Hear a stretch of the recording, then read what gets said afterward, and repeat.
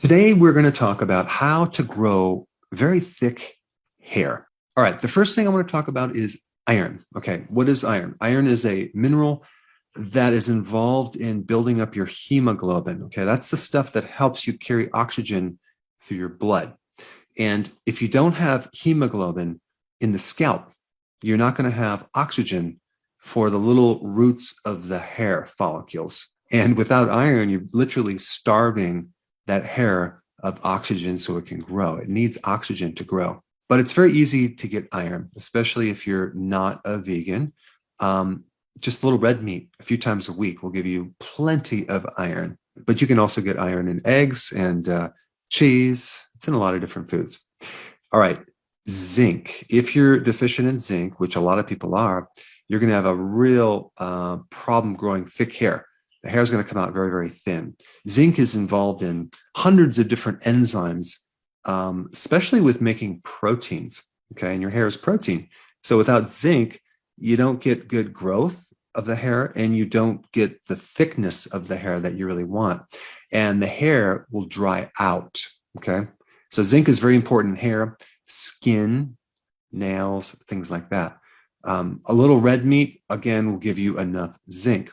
Now, there's a condition called telogen effluvium. Okay, now what is that? That is a condition triggered by shock or stress that makes your hair fall out and become very, very thin, okay, and very, very fragile. And that is because of this thing called stress. So if you go through pregnancy, for example, and you wonder why your hair is thinning out, well, that's why. Or let's say you have some emotional stress or a loss of a loved one, or surgery, or an accident, or you overexercise. All these things can raise cortisol. Then cortisol then causes you to increase the requirement of zinc. And if you're already deficient in zinc, then you're going to have a problem with your hair.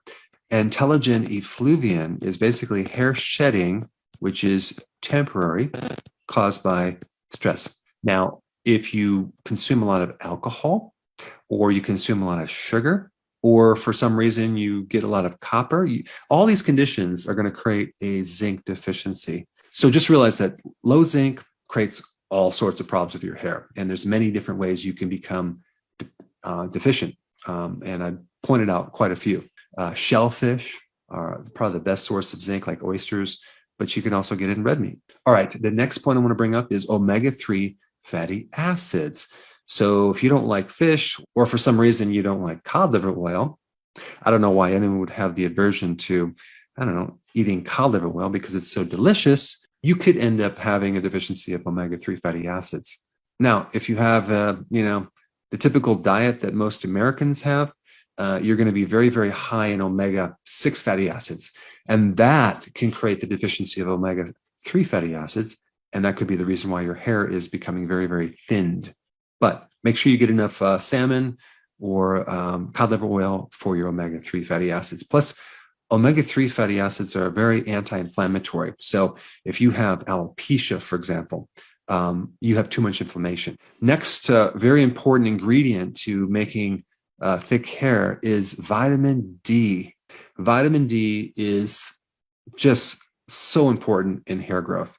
It directly stimulates the growth of hair. And a lot of people are deficient. A lot of people take vitamin D, but they're either not absorbing it because they don't have the other cofactors. Let's say, for example, they're deficient in bile and they can't break it down for some reason, or they have some type of gut issue, which they just, the gut's not able to absorb it. But vitamin D is very, very important. Try to get your vitamin D from the sun. Of course, in the winter, you can't do that. Vitamin D is really important in the immune aspects of hair, both inflammation and autoimmunity when we get to hair, because certain people have an autoimmune condition that causes the hair to fall out of their scalp. Those particular people need a lot more vitamin D than other people. Selenium, okay, selenium, very important in thyroid health, in converting T4 to T3. And as you may already know, if you have a slow thyroid, that alone can stop your ability to grow hair.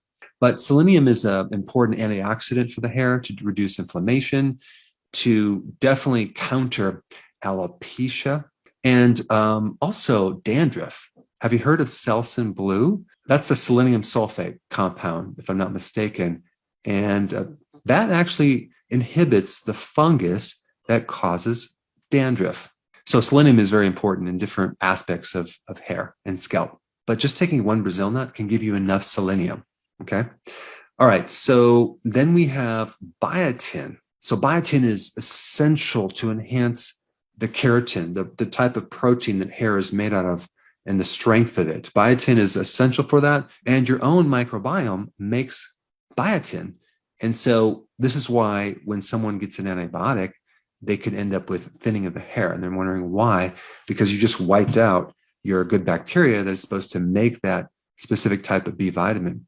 But a lot of people experience great results with biotin for thickening of the hair. So that's another element that I wanted to bring up.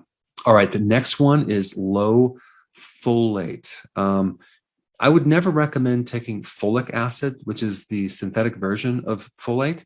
Always take folate or the active form of folate. There's different forms, but you want to get a natural form.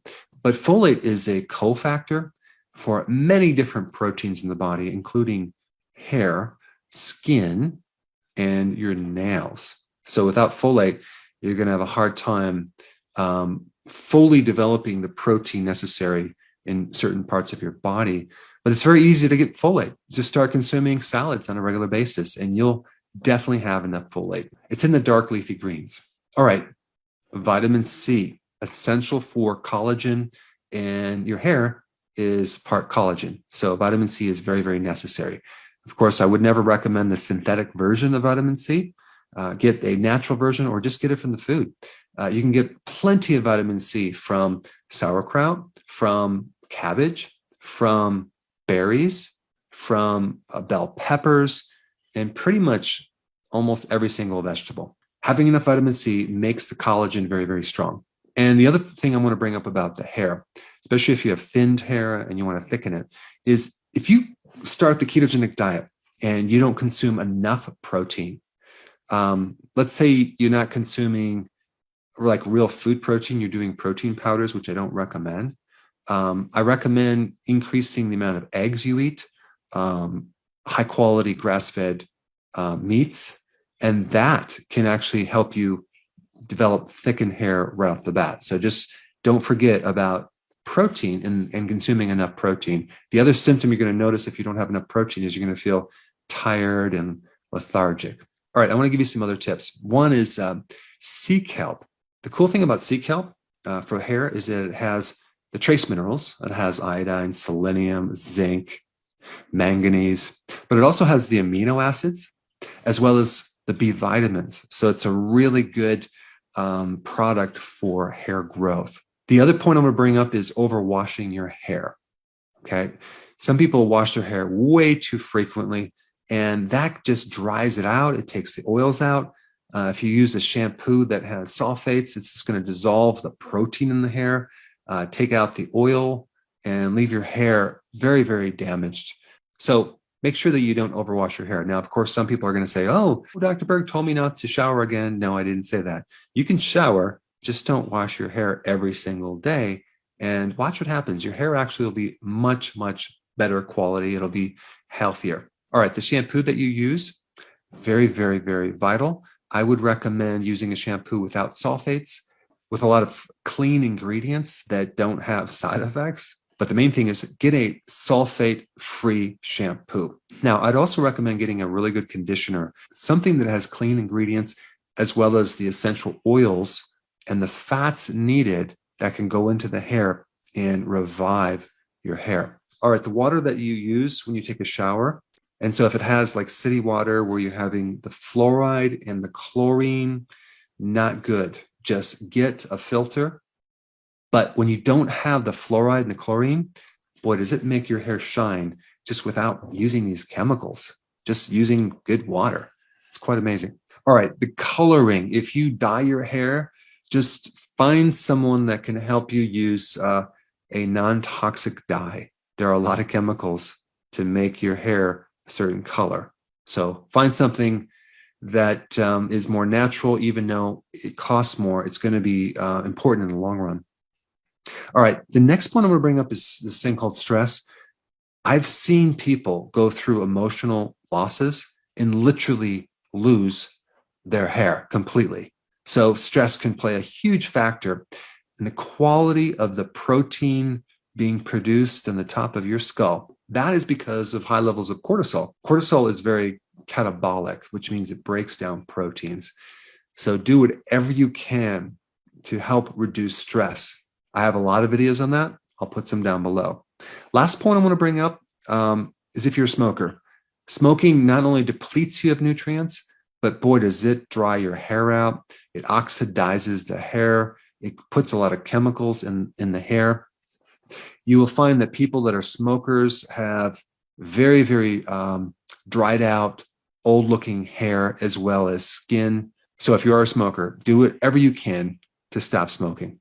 All right, so now that you have some good information about how to grow thicker hair, you may want to check out my other video, which is very popular on hair growth. It's right here. Check it out.